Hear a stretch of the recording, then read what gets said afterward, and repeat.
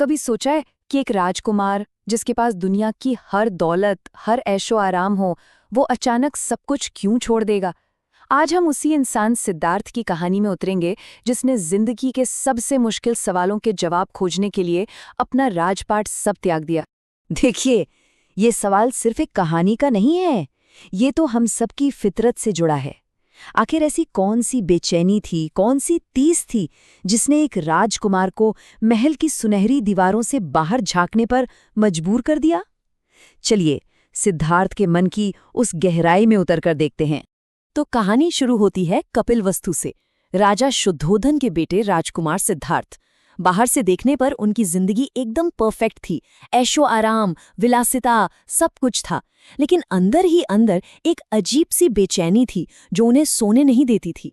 सिद्धार्थ का बचपन वैसे तो किसी भी राजकुमार जैसा ही था, महल, ढेर सारे नौकर चाकर, हर तरह की सुविधा। लेकिन फिर भी कुछ अलग था। जन्म के बस 7 दिन बाद ही माँ का साया सिर से उठ गया और उनकी मौसी ने ही उन्हें पाला। दिमाग इतना तेज था कि युद्ध कला हो या कोई और विद्या, सब कुछ चुटकियों में सीख लिया। पर उनका दिल, वो कहीं और ही लगा हुआ था। और यहीं से उस युवा राजकुमार के अंदर का असली द्वंद्व हमें दिखाई देता है। उन्हें सिखाया तो जाता था कि एक योद्धा बनो, शिकार करो, लेकिन उनका मन इतना कोमल था कि उन्हें हर जीव में अपनी ही तरह धड़कता हुआ एक दिल दिखता था। सोचिए, बचपन से ही उनके मन में ये सवाल घूमता था। उस जमाने में जहां शिकार करना राजकुमारों की शान समझा जाता था, वहीं सिद्धार्थ का ये सोचना उन्हें बाकियों से बिल्कुल अलग खड़ा कर देता था। और शायद यही करुणा उनकी उस लंबी खोज की पहली सीढ़ी थी। अब कहानी उस मोड़ पर आती है जहां महल की वो सुरक्षित दीवारें टूटने लगती हैं और राजकुमार का सामना होता है जिंदगी की उस कड़वी सच्चाई से जिससे उन्हें हमेशा दूर रखा गया था। असल में एक भविष्यवाणी थी जिसके डर से राजा शुद्धोधन ने सिद्धार्थ को दुनिया के हर दुख दर्द से दूर एक तरह के सोने के पिंजरे में रखा था। उन्हें लगा कि खूबसूरत राजकुमारी यशोधरा से शादी और दुनिया भर के सुख उन्हें बांट कर रख लेंगे। पर वो शायद ये नहीं जानते थे कि जिसे सच की प्यास लग जाए उसे कोई बंधन रोक नहीं सकता। और फिर एक दिन महल की दीवारों के बाहर की दुनिया ने उनके सारे भ्रम एक एक करके तोड़ दिए। पहली बार एक बूढ़े लाचार इंसान को देखना, फिर एक बीमार तड़पते हुए व्यक्ति को और आखिर में एक मृत शरीर। ये सिर्फ 3 मंजर नहीं थे, ये वो सच्चाई थी जिसने सिद्धार्थ को अंदर तक हिलाकर रख दिया। उनकी रातों की नींद ही उड़ गई।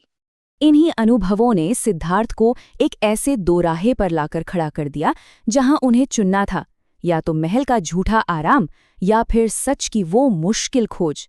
और सिद्धार्थ ने वो रास्ता चुना जिस पर चलने की हिम्मत हर किसी में नहीं होती। वो पल उनके जीवन के सबसे बड़े त्याग का पल था। उन्होंने एक आखिरी बार अपनी पत्नी यशोधरा और अपने नवजात बेटे राहुल को देखा और फिर बिना किसी को कुछ बताए उस अंधेरी रात में चुपचाप महल छोड़कर निकल गए। नदी किनारे पहुंचकर उन्होंने अपने राजसी कपड़े और मुकुट उतारे और एक भिक्षु के साधारण कपड़े पहन लिए। कहते हैं उस दिन राजकुमार सिद्धार्थ की मृत्यु हो गई और एक साधक का जन्म हुआ। अगले 6 साल, पूरे 6 साल तक वो राजकुमार जिसने कभी भूख क्या होती है ये भी नहीं जाना था, भिक्षा मांगकर जीता रहा। बोध गया के जंगलों में भटकते हुए उसने अपने शरीर को कठोर तपस्या की आग में झोंक दिया। लक्ष्य बस एक था, सच को जानना। और फिर वो एक पल आया। सालों की उस कठोर तपस्या और गहरे ध्यान के बाद बोधि वृक्ष के नीचे बैठे हुए उनके मन के सारे सवाल, सारी उथल-पुथल शांत हो गई। उन्हें परम ज्ञान मिला। उसी पल सिद्धार्थ बुद्ध बन गए, यानी वो जिसे सच का ज्ञान हो गया हो। अब बुद्ध के पास वो ज्ञान था जिसे उन्होंने सालों की मेहनत से पाया था, और वो इस ज्ञान को दुनिया के दुखों को दूर करने के लिए सबके साथ साझा करने निकल पड़े। बुद्ध की शिक्षाओं की नींव एक बहुत ही सरल सी बात पर टिकी है। उन्होंने समझाया कि दुनिया में दुख है और इस सारी दुख की जड़ है हमारी इच्छाएं, हमारी लालसा और हमारा मोह। तो फिर सवाल उठता है कि इस दुख के जाल से बाहर कैसे निकलें? बुद्ध ने कोई बहुत मुश्किल फिलॉसफी नहीं दी, बल्कि जीने के कुछ बहुत ही सरल सिद्धांत बताए। उन्होंने कहा, बीच का रास्ता अपनाओ, यानी एक बैलेंस्ड लाइफ जियो। किसी भी जीव को चोट मत पहुंचाओ और नफरत को नफरत से नहीं बल्कि हमेशा प्रेम से जीतो। उनकी शिक्षाओं ने उस समय समाज की हर बुराई पर सीधी चोट की। उन्होंने सिखाया कि असली धन दौलत नहीं बल्कि संतोष है। उन्होंने जाति पात के भेदभाव को पूरी तरह नकारा और कहा कि हर इंसान बराबर है, और सबसे बढ़कर मन को काबू में रखने के लिए धैर्य और सहनशीलता का रास्ता दिखाया। बुद्ध की इन शिक्षाओं का भारत और पूरी दुनिया पर इतना गहरा असर पड़ा जो आज तक कायम है। चलिए देखते हैं कि उनकी ये विरासत आज भी हमारे बीच कैसे जिंदा है। उस दौर में उनके समानता और शांति के संदेश ने एक क्रांति ला दी थी। जहां समाज जातियों में बटा हुआ था, बुद्ध की बातों ने सबको एक साथ ला खड़ा किया।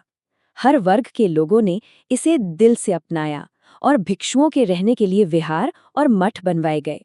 और जानते हैं, उनकी ये विरासत आज भी हमारे चारों ओर मौजूद है। अजंता और एलोरा की उन खूबसूरत गुफाओं में, सांची के उस महान स्तूप में, और तो और बचपन में सुनी हुई जातक कथाओं में, हर जगह बुद्ध की शिक्षाओं की एक गहरी छाप है। और ये शांति का संदेश सिर्फ भारत की सीमाओं में ही नहीं रुका। बौद्ध भिक्षुओं और फिर बाद में सम्राट अशोक जैसे महान शासकों ने इसे पूरे एशिया तक पहुंचाया। अशोक ने तो अपने बेटे महेंद्र और बेटी संघमित्रा को भी इस शांति का दूत बनाकर दूसरे देशों में भेजा था। और आखिर में हम सबके लिए एक सवाल, आज की इस भाग-दौड़ भरी तनाव वाली जिंदगी में बुद्ध की कौन सी एक शिक्षा है जो सबसे ज्यादा जरूरी लगती है? शायद इसका जवाब हम सभी को अपने अंदर ही खोजना होगा।